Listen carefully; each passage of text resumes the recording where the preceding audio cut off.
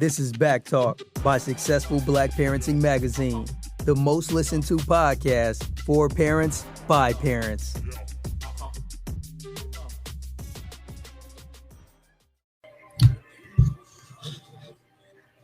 Hello, everyone. Welcome to BackTalk, and this is Janice Celeste. We have our show today, and I want to introduce to you today Sessilee Lopez, who is a supermodel and a mom on our show. And I want you guys to all just to give her a big welcome. Share this out to everyone on Facebook. Let me bring her in so we can talk to her as well. And hold on 1 minute. Here you go. Hey, Sessilee. How are you? So glad to have you on BackTalk today, the show for parents.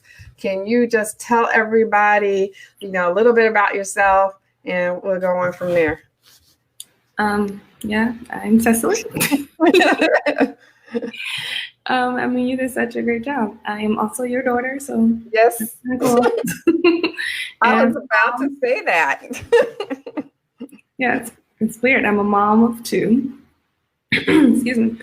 And I used to model, bit of a hiatus as I raised my kids. So that's about it. I don't know. That sounds good. Yes, people. This is my daughter. She's supermodel. She's walked for Victoria's Secret. She's been on the cover of Vogue. She's been in almost every magazine I can possibly think of. She's walked for every runway just about in the world.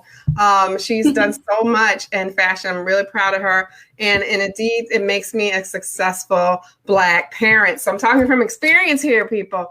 But not only does she have two beautiful children, you could tell us a little bit about them, but they are also my grandchildren. I'm very proud of them. Sessilee, tell us about the babies. Well, I have two kids. I have a little girl. Her name is Mackenzie. She is 2 years old and completely awesome, as you know. And I just had a little boy. His name's Hudson, and he is going to be 3 months old in a couple days. Great. Now, you became a new mom in 2017, I think, if I got right. Got to do my math. But what is the greatest change for you now that you are a mom? Probably no sleep.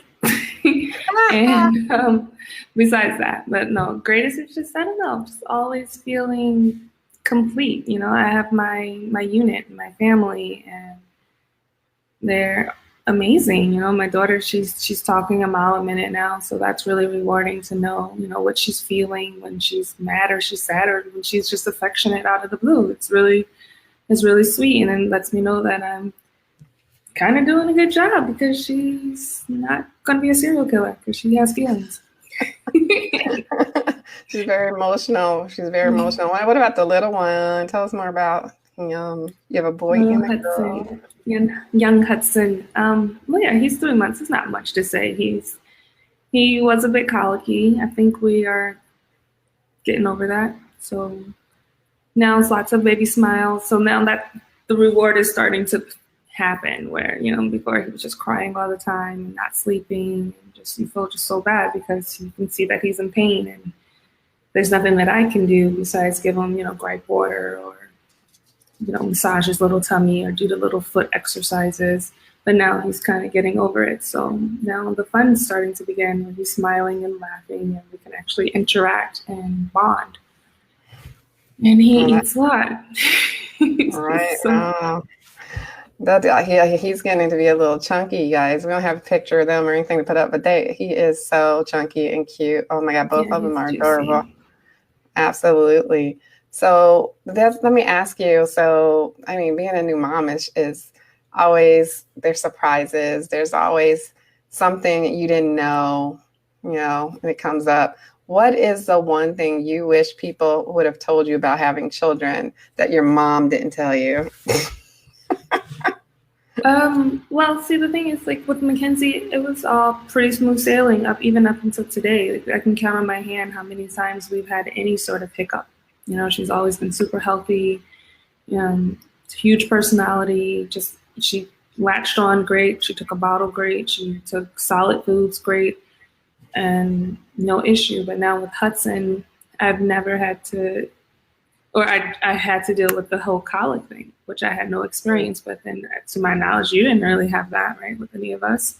No. So, you know, it was foreign land and trying to figure out how to maneuver through it and not get frustrated or, you know, sad or, you know, becoming so overwhelmed was new for me, because I like to think I have control over a lot in my household, you know, with my kids.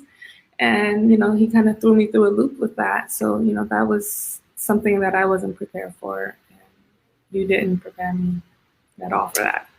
Well, that's hard. Up, you know, you don't know what you're going to get, you know, but every child is different. Mm-hmm. You know, my background's in early childhood education and parent education. So you never know. And every child has to be treated uniquely. So all three of you are very, very unique. But none of you ever had the colicky issue. So that would totally have been new to me as well. And it's sad to see when they're in such pain from gas and you can't help them too much besides give them, like you said, the right border. No one wants to see their child in pain, or their grandchild in that, for that matter. So yeah, every child is unique, and you're seeing that now with your two as well. So it's just, you know, I just want to say it's really nice to be able to talk with you here on, you know, formally. Like, we talk all the time, every day we see each other. So this is hopefully informative to new moms that are out there, as well as people who have been fans of Sessilee, that has been following her throughout her career and wondering what she's doing now. Well, this is what she's doing now. But for the people that are actually watching and not just listening, I'm just going to show you some different photos and things like that. I'm going to put something up here so you can get an idea of who she is. Here we have some covers. I don't want to embarrass you. This is the famous Vogue cover for the Black issue that sold out. So I just want to kind of, Victoria's Secret, she walked for them. She did shoots with Tyra Banks, with Naomi Campbell. We have a book also that we did called Making a Supermodel, a Parent's Guide, that's available on Amazon. If you guys are interested in going into modeling, you can find it. It's called Making a Supermodel, a Parent's Guide by Janice Celeste. You can find that.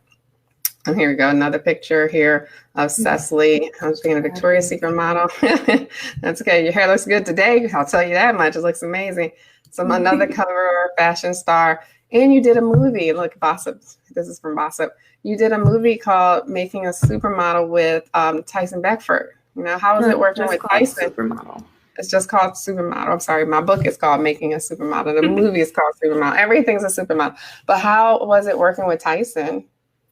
It was a learning experience. I cannot lie. Tyson. Well, that's just with the movie. Period. But Tyson, you know, I've known Tyson pretty much throughout my whole career. I probably met him when I was about 15, 14 years old.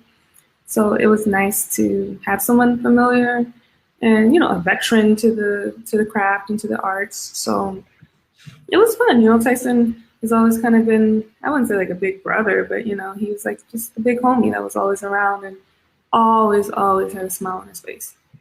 You know, if he was ever upset or frustrated, because, you know, it was my first time acting, I had no idea what I was doing. And it's probably clear in the actual movie, because I am a horrible actress. I think you did pretty well, but, you know, I'm a little biased, you know, so let me see if I can do it this way. It makes it kind of small. I'm trying to make it so we can see it bigger. There we go. But I'm just putting up on the screen for me. I'm not sure if it's still on Netflix or not, but it did air on Netflix. If you guys can find it, go for it. Check it out. You know, it's pretty interesting. It actually kind of mimics a lot of your lifestyle, except for their mom. The mom's a little off in this movie, and your mom's not off like that. I mean, I wasn't that much of an activist. True. I don't know. I don't think we have much of like too many parallels within like my life to the character. It just so happened that she was also, you know, pursuing a modeling career and got successful from it. And she was she was a big mouth, and you know, she was setting the whole scene on fire, and I didn't do that at all because I had mouths to feed. Right. No, what I meant by that was that, you know, you were discovered and then you became a model out there. So I thought that was pretty, you know, kind of like reminded me of you. And the cool thing is that the person who wrote this story was your original agent, which was awesome. Mm-hmm. So I love that. But let's get back to talking about being a mom, because, you know, we're a Black parenting magazine. So we want our parents to hear your story and about what you're doing. Now, you are breastfeeding your children. You did that for both of them, which is amazing. I did that for you guys as well when you were newborns, and I highly recommend it if you can do it. But tell people who might be listening about why you decided to breastfeed and let them know how it's going. Well, because it's free. And, I always said, like, when I found out that I was pregnant, the first time, that it was something that I wanted to try. All the women in my family have done it, and it just seems like, to me, it seemed like something really special between mom and your child. So I wanted to try it, and worst case scenario, if it didn't work, at least I tried. But it did work, and it's just, I don't know, I hate to keep saying the same word over and over, but it's really rewarding because, seeing your baby get milk drunk, just wasted on milk, just passed out because it can't take one more drop. And it's just like, I did my job. It just feels good. And, everyone, or you hear, the moment you become pregnant, people always say, oh, you got to breastfeed, you got to do it. It's the best thing for the baby, it's the best thing for you. So it was something, I feel like it's something that every mom at least attempts to do. And then they realize quickly if it's for them or if it's not. So, they always say breast is best, but I think, nothing beats a fed baby. You don't want them to starve. So if you struggle with it, then that's okay too. But if you have it, like I have it, why not? It's good for them. It's free, and it's what my body is supposed to be doing. And this is kind of what I signed up for when I decided to become a mom. So that's what I do. Excellent. Awesome. So, but you recently, like you said, well, you got it like that, but not everyone does. So you recently donated a whole stash of breast milk to another family. Two families. Two families. Okay. So let us know. Tell us about that a little bit and how it transpired.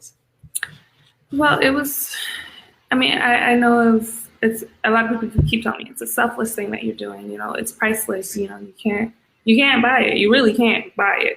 You're not, at least you're not supposed to. You shouldn't sell your breast milk. That's really selfish. But I realized my son was probably around 2 months old. Oh, yeah, more or less. And I realized I didn't have any more room in my freezer because I had so much milk. My freezer stash was completely just a lot. And I didn't want to throw it away because it's breast milk. Why would you? So I tried to I contacted the local breast bank or milk bank, milk bank, and I wanted to go through that, avenue of donations going through the milk bank. But it was just a little too complicated, and, as a new mom, and it was just a lot of hoops that you had to jump through, which I totally get, because they want to screen you. They want to make sure that, your doctor and the baby's doctor both agrees that this is okay for you to do. And, they want to run your background and blood type and make sure, you're out on your drugs and everything, which is great. They screen you up and down. But I just didn't really want to go through all of that because I'm tired. So I was talking to my sister, and she told me that, I think she said she donated through this Facebook page called Human Milk for Human Babies. I want to say she did. Anyway, she introduced it to me. And she said, look, all you have to do is post a picture, post a status or a caption to your picture, and say what you're trying to accomplish. And you're going to get bombarded, but just, go for whoever speaks to you. And I got messages like crazy. That was the most comments I've ever gotten on a Facebook picture. And it's just moms within the Los Angeles area. And it's awful. You hear these really sad stories. There's moms and dads on there who, dealing with adoption and, because they didn't physically have this baby, they don't have milk, or, you know, the baby is allergic to all of the formula, different types of formula. So and the mom can't produce milk. So, you know, they need to give milk. Or, well, like for instance, the family that I donated to, one of the families, her baby had jaundice and she wasn't allowed to feed the baby because they didn't want the kidneys, I guess, to keep working for the baby since she was dealing with, is it kidneys or the liver? Liver. That's liver, yeah. Yeah. The jaundice. So I guess they didn't want the liver to work while she was healing from the jaundice. And the mom didn't realize that she was supposed to pump and save her milk. So before she knew it, her supply was gone. And baby got over jaundice and she wanted her to gain weight. And she happened to be allergic to formula, like all the formulas, like every type of formula her daughter was allergic to. So she tried to go through the milk bank, and the milk bank basically told her, you know, we'll see. You know, like, keep trying your best. But she needed to feed her daughter, and she reached out to me off of the Facebook picture. And, you know, she sent me pictures, and I was just like, oh my God, her baby is so tiny. And her daughter was about the same age as Hudson, my son, and it was like night and day. So I was like, well, the most I can give you is about 200 ounces because I had 400 ounces and I wanted to split it up to at least 2 people. And she said, you know, whatever you have, that's great. I could be there tomorrow. She came in the middle of like a crazy thunderstorm, which is out of the norm for LA.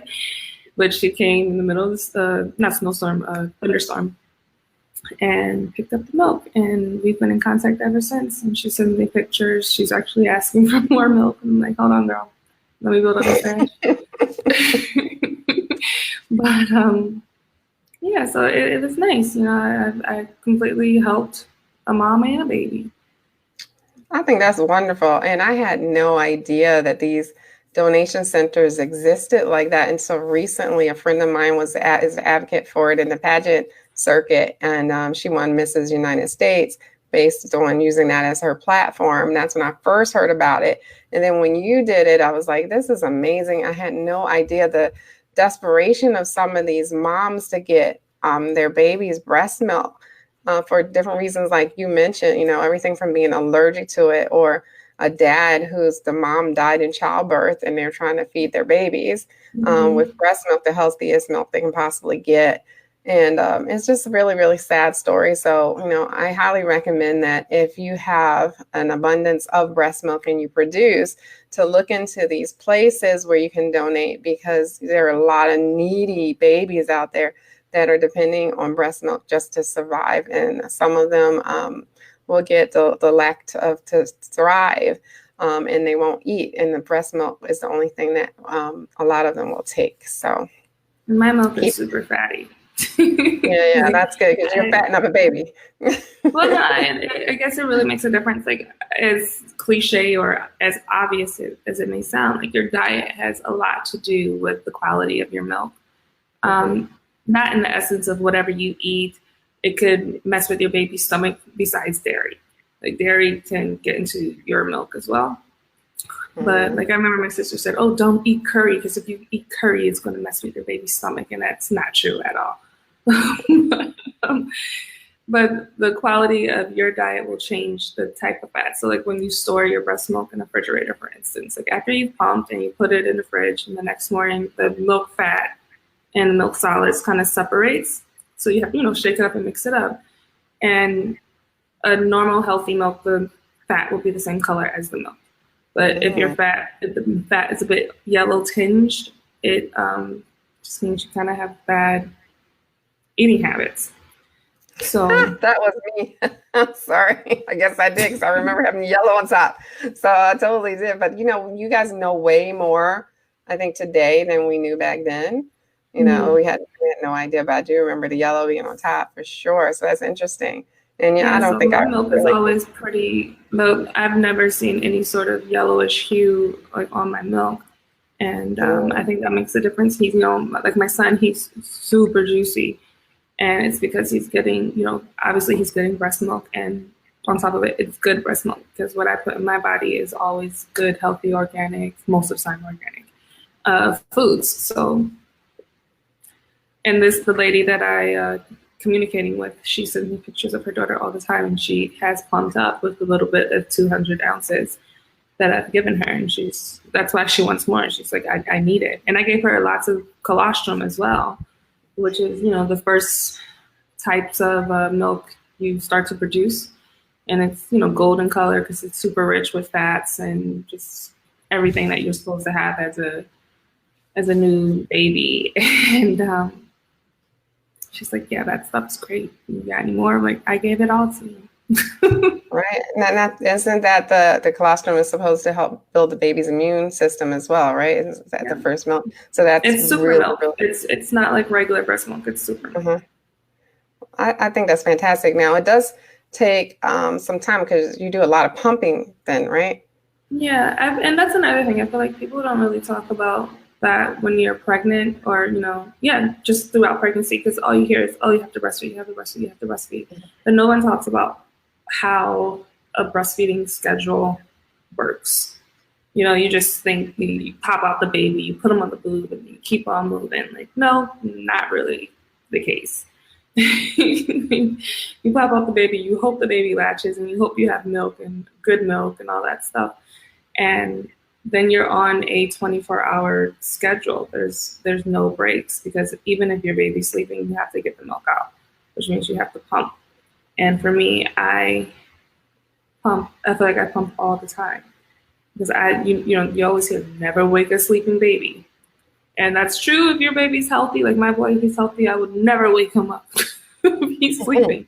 But I have to pump if he's sleeping, or, just to, give, dad some time with, his son so he can bond. He'll let me sleep and he'll feed him, or the nanny will feed him, or you will feed him. It's a lot. But in between those times, I still have the milk that I need to get out. So I pump all the time. So it's around the clock. It's not a joke. I have to travel with a hand pump, which I've just started doing, because before we would go out and I wouldn't have a pump, and I would be like, we got to go home right now. It's milk o'clock. And he's like, all right, fine, let's go. But yeah, it's a commitment. It's that's what I'm saying. It's not for everybody. Like I have a friend who breastfed her son for 2 weeks because she was like, I can't do this. Like I literally cannot do this. This is too much. Like I can't be a good mom to him because I'm not sleeping. And she was a single mom on top of that. And at first I was like, oh, what? That's so selfish. And then when I started breastfeeding for the first time, I was just like, oh my God, has it been 2 weeks yet? And I had to call her. I was like, oh my God, I totally get it, because I had no idea. I thought the baby would eat like how I eat, maybe 3 meals a day. Let's call it a quits. But no, it's 24 hours. Mm-hmm. But even with all the work, if able, you totally recommend it. Absolutely. Yeah. I know you would say that. But so it's just interesting to see how breastfeeding has changed over the years, because like you said, we thought the fat on top, the yellow, was good back in the day. So we had no idea, we had no idea. And I did have a pump, but only had the little hand pump. Now they got these hospital pumps that are like, mega power, so I had never seen that before until I saw, you guys with them. And yes, I have 4 grandchildren. You talked about your sister a little bit. So I have 2 boys and 2 girls, but we're talking about Sessilee, who's my youngest, with her son and her daughter today. Now, it takes a lot of time to raise children, as we know. What is your biggest challenges in terms of time management that maybe you can help somebody out there with? I don't know if I have any advice, because I still struggle with it. But I don't know. It's tough, especially now with 2 kids. It's still a bit foreign. It just I think it's just all hands on deck.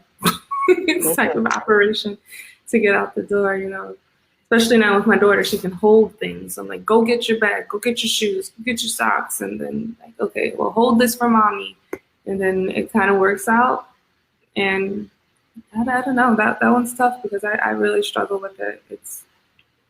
It's always, I don't know, it's always kind of hard. I think just don't sweat it. Like, unless you have a flight to catch, be late. Who cares? As long as everybody's safe. It's good advice. It takes a village, they say. So all hands on deck is a T-shirt ready to be made right now. But absolutely, I agree with you. I think there is a T-shirt that says something like I'm the reason my parents are late. I've seen that one before. Yeah, that one's interesting.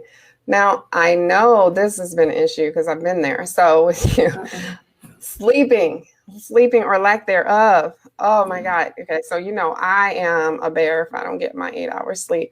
I don't know how new parents do it. If I had to do it now, I don't know if I could, but what about coping mechanisms that you found to be helpful with regards to lack of sleep and fatigue? How do you manage? How do you deal with that?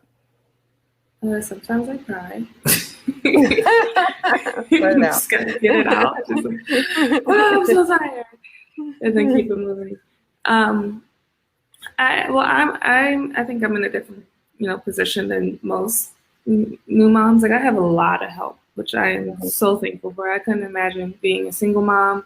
I couldn't imagine not having my mom or nannies. I have a night nanny. Like I said, there's really no complaining that I could possibly do because I have a really nice setup over here.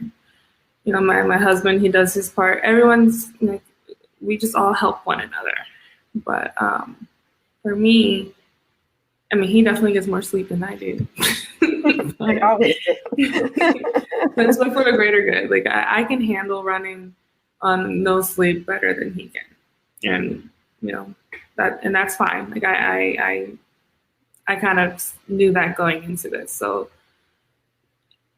it's fine. So I'll feed, Hudson in the morning, first thing in the morning. And if it's on the weekend, because he works throughout the week, and he'll be like, okay, I'll hang out with him while you get some extra sleep now that he's fed, or now that you pumped, go back to bed. And that's one way. Or at night when the nanny's here, my husband will give me a foot massage and then I'll fall asleep instantly.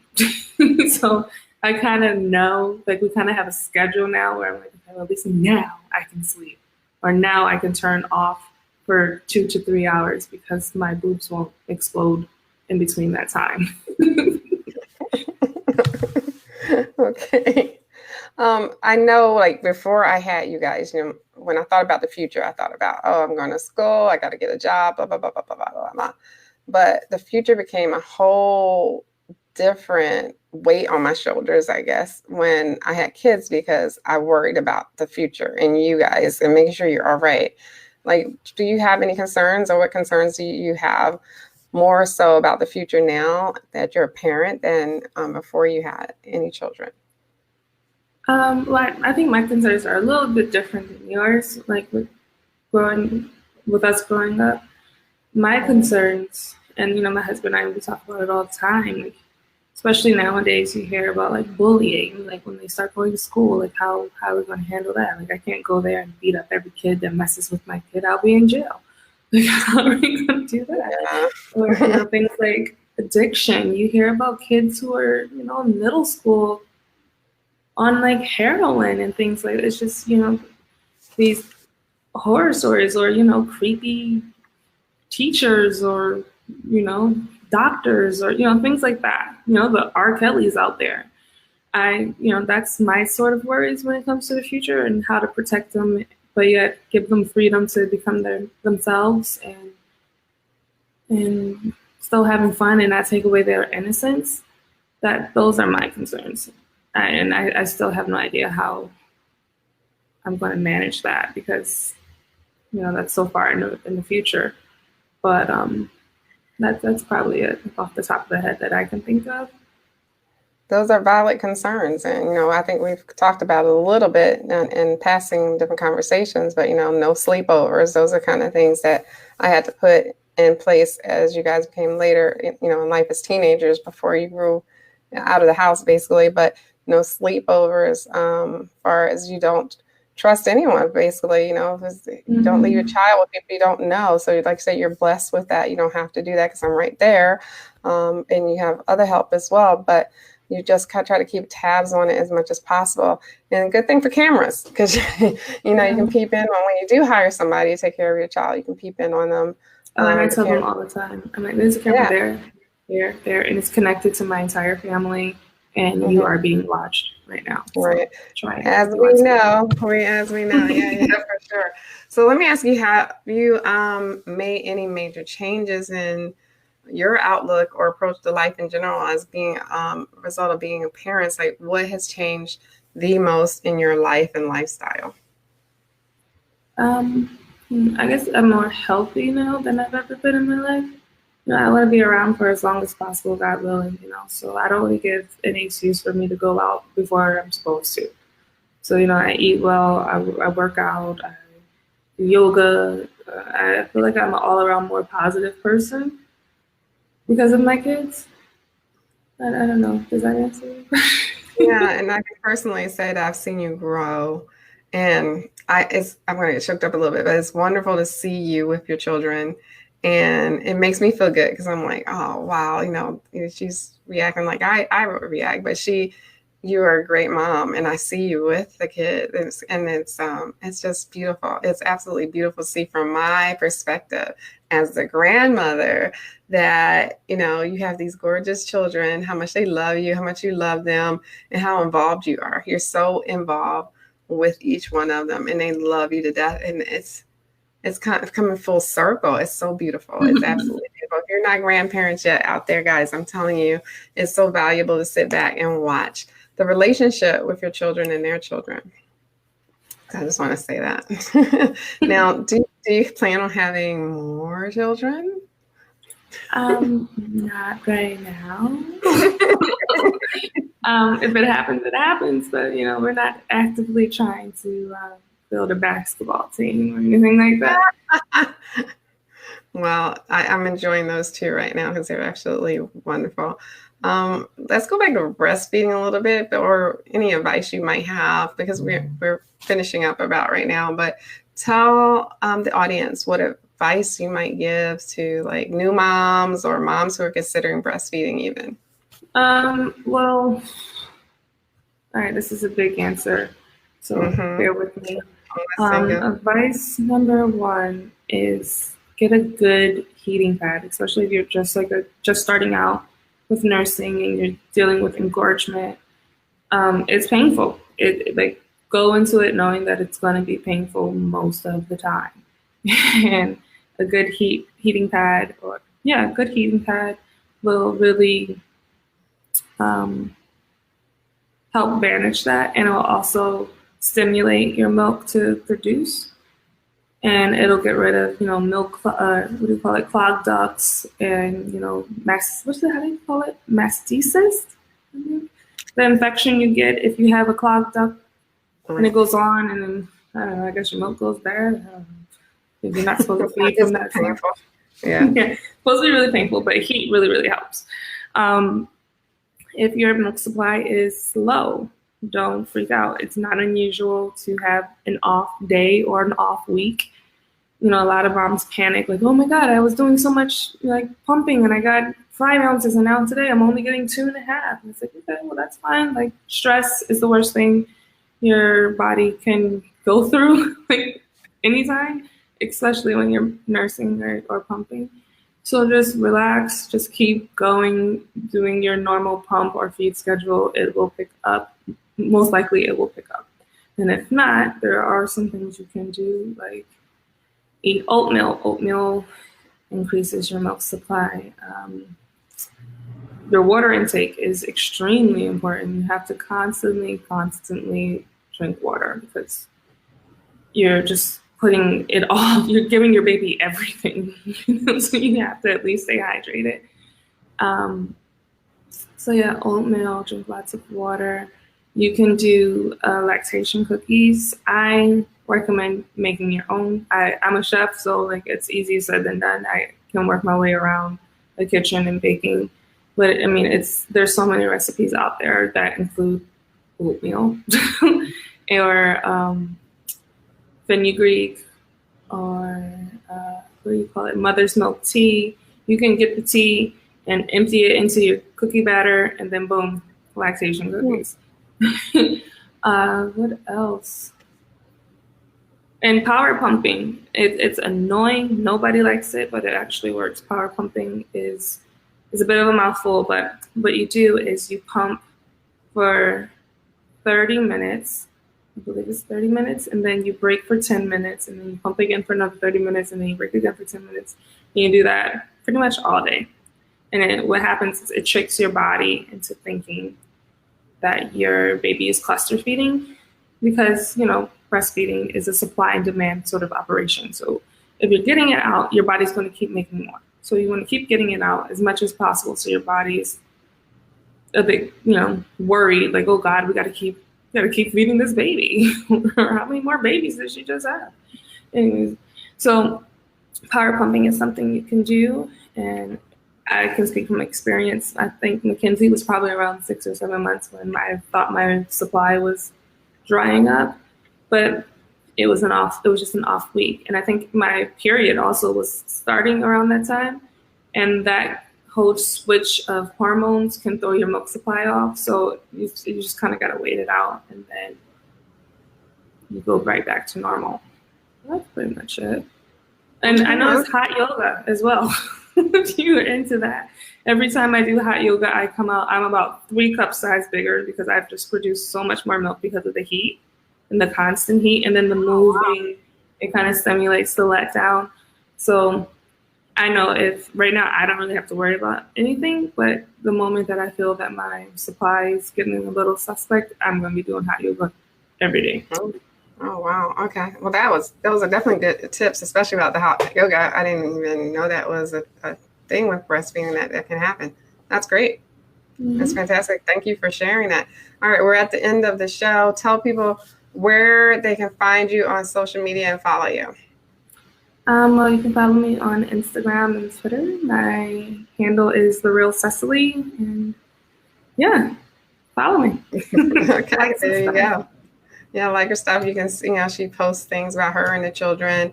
I want to thank you for coming on BackTalk, the talk show for parents. Guys, don't forget to share this broadcast with your friends. The replay will be here. Here is always, this is the little short link to BackTalk, so you can see the episodes. You can also find us on Instagram. We're at Black Parenting Magazine on Instagram. Our website is successfulblackparenting.com. We just got a brand new website. I totally invite you guys to check it out. It is cute, really gorgeous. I just love it. So check it out, share it with your friends.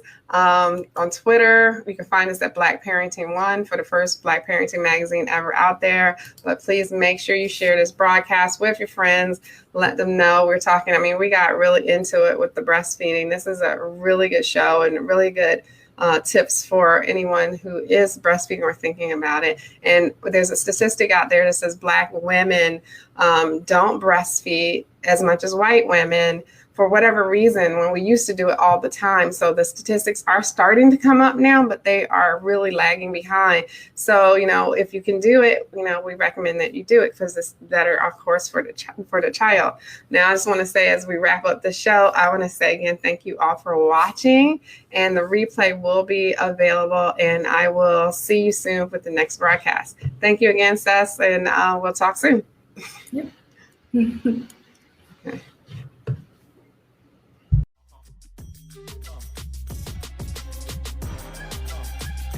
Thanks for tuning in to BackTalk by Successful Black Parenting Magazine. We'll see you soon.